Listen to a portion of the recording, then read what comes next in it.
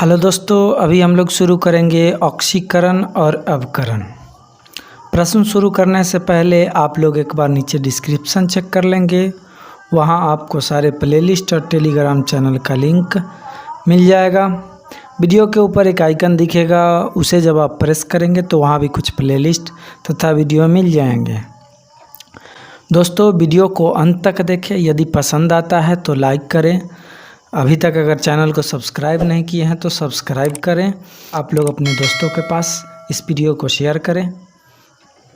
तो बिना देर के हुए शुरू करते हैं। पहला प्रश्न, ऑक्सीकरण एक ऐसी अभिक्रिया है जिसमें इलेक्ट्रॉन का त्याग होता है, ऑक्सीजन का संयोग होता है, विद्युत धनात्मक समूह के अनुपात में वृद्धि होती है।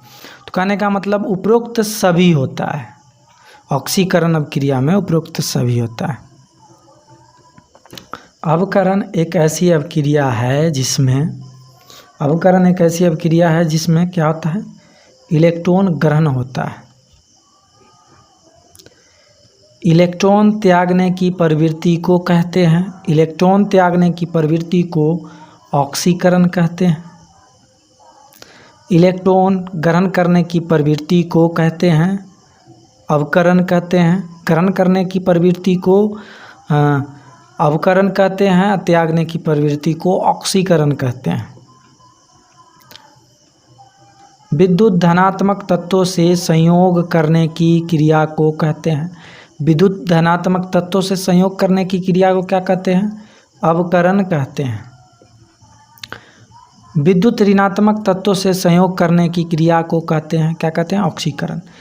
विद्युत ऋणात्मक तत्वों से संयोग करना ऑक्सीकरण, विद्युत धनात्मक तत्वों से संयोग करना अवकरण।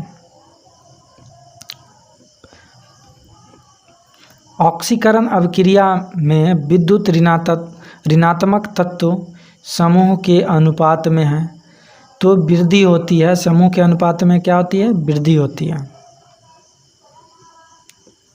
ऑक्सीकरण वह प्रक्रिया है जिसमें तत्वों का संयोजकता क्या होता है, ऑक्सीकरण प्रक्रिया में तत्वों का संयोजकता क्या होता है, बढ़ जाती है। ऑक्सीकरण अवकरण अभिक्रिया में परमाणु के संयोजी इलेक्ट्रॉन भाग लेते हैं। किसी अभिक्रिया में ऑक्सीकरण अवकरण एक साथ होते हैं। किसी अभिक्रिया में ऑक्सीकरण अवकरण क्या होते हैं, एक साथ होते हैं। निम्न में से कौन सा पदार्थ ऑक्सीकारक और अवकारक दोनों है। तो H2O2 जो होता है ऑक्सीकारक और अवकारक दोनों होता है, तो ऑप्शन ए हो जाएगा। निम्नलिखित में से कौन सा पदार्थ ऑक्सीकारक एवं अवकारक दोनों की तरह प्रयुक्त किया जाता है।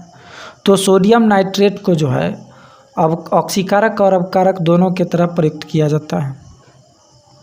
हाइड्रोजन के जलने से संबद्ध प्रक्रिया है। हाइड्रोजन के जलना क्या होता है, ऑक्सीकरण होता है। लोहे पर जंग लगना किसका उदाहरण है। लोहे पर जंग लगना ऑक्सीकरण का उदाहरण है। Fe++ में रूपांतरण की प्रक्रिया क्या होती है, तो होती है ऑक्सीकरण।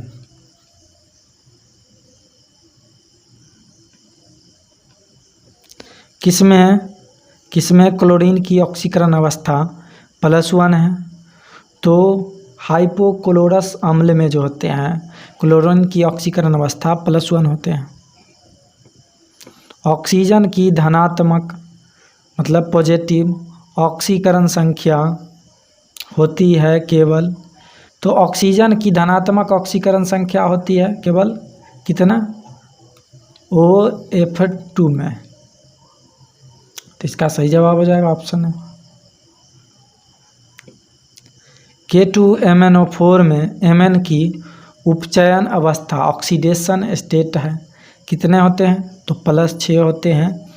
K2MnO4 में Mn की उपचयन अवस्था, मैग्नीज की उपचयन अवस्था कितने होते हैं, +6 होते हैं।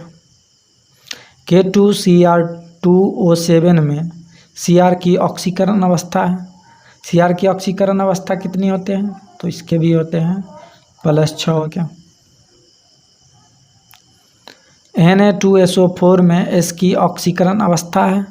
Na2SO4 में S की ऑक्सीकरण अवस्था है तो 6 होते हैं। सल्फर की ऑक्सीकरण अवस्था कितने होते हैं? 6 होते हैं। KMnO4 में Mn की उपचयन अवस्था ऑक्सीडेशन स्टेट है तो इसमें हो जाएंगे +7। निम्न में से किस रसायन में से किस एक तत्व की अपने सभी यौगिक में ऑक्सीकरण अवस्था होती है? तो होती है फ्लोरीन में होती है।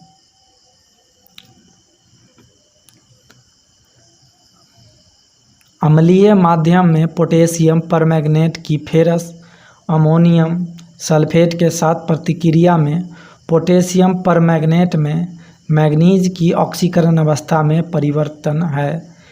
क्या है परिवर्तन? तो है +7 से +2 तक।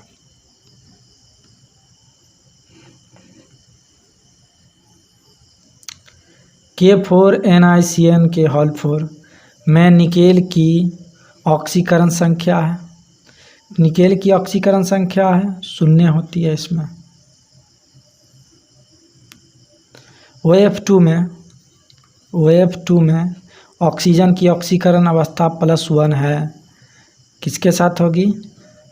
तो Cl2O के साथ होगी।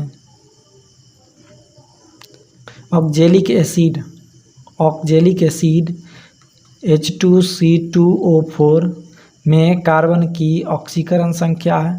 कार्बन की ऑक्सीकरण संख्या C+3 होगा, ऑप्शन सी। निम्न में से किस में क्लोरीन की ऑक्सीकरण संख्या +1 है? तो क्लोरीन ऑक्साइड में क्लोरीन की ऑक्सीकरण संख्या +1 होता है। ऑक्सीजन की +2 ऑक्सीकरण अवस्था वाला यौगिक निम्नलिखित में से कौन सा है? तो होगा F2O।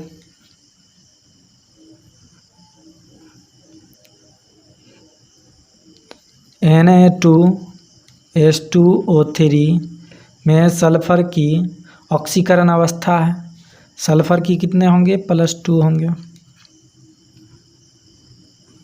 जब एक ताम्रदंड की जलीय सिल्वर नाइट्रेट विलयन में डुबोया जाता है तो उसका रंग बदलकर नीला हो जाता है, क्योंकि तांबा चांदी की अपेक्षा अधिक आसानी से उपचयित हो जाता है।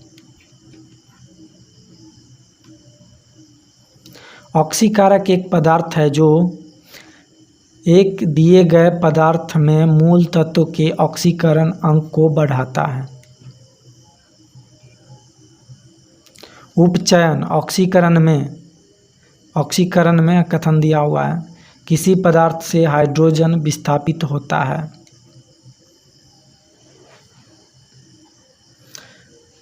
तो इसका सही जवाब हो जाएगा ऑप्शन ए, केवल एक सही है, दूसरा गलत है। उपचयन और अपचयन से संबंधित निम्नलिखित कथनों में कौन से सही है? उपचयन में इलेक्ट्रॉन का ह्रास होता है जबकि अपचयन में इलेक्ट्रॉन की उपलब्धि होती है, सही है। उपचयन में इलेक्ट्रॉन की लब्धि होती है जबकि अपचयन में इलेक्ट्रॉन का ह्रास होता है, गलत है। उपाचयक उपचयनांक को घटाता है किंतु अपचयक उपचयनांक को बढ़ाता है, ये भी गलत है।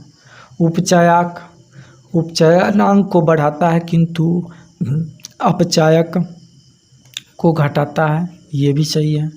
तो इसका सही जवाब हो जाएगा 1 और 4 सही है, ऑप्शन डी। निम्नलिखित में से सबसे प्रबल ऑक्सीकारक एजेंट क्या है? निम्नलिखित में से सबसे प्रबल ऑक्सीकारक एजेंट फ्लोरीन होता है। अब क्रिया ZnO+C जो है समीकरण क्या बन रहा है? Zn+CO में C निम्नलिखित में से किस एक के रूप में कार्य करता है? तो कार्य करता है उपचायक के रूप में।